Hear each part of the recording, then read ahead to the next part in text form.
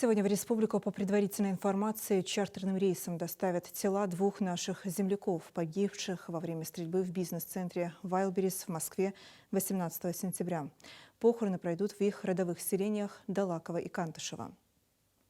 Ислам Эль-Мурзиев и Адам Алмазов работали сотрудниками охраны бизнес-центра. Еще трое жителей Ингушетии, спортсмены Абубакар Мистоев, Рашид Кадзоев и Бекхан Аздоев, получили ранения и проходят лечение в московских больницах. Накануне в Вайлдберрис прошел день траура по погибшим сотрудникам. Генеральный директор ритейлера Татьяна Бакальчук выразила семьям погибших соболезнования. Цитата. «Это горе, которое трудно осмыслить, и семьи, которые остались без отцов, сыновей и братьев. Мы обязательно окажем им необходимую поддержку. Давайте помолимся за души ребят, кто как умеет и как может». Напомню, стрельба в офисе Вайлдберрис началась в среду после полудня. По заявлению Татьяны Бакальчук, это была попытка рейдерского захвата, причем сразу нескольких офисов компании. Неизвестные люди под руководством Владислава Бакальчука ворвались в офис и начали бить стекла и ломать двери.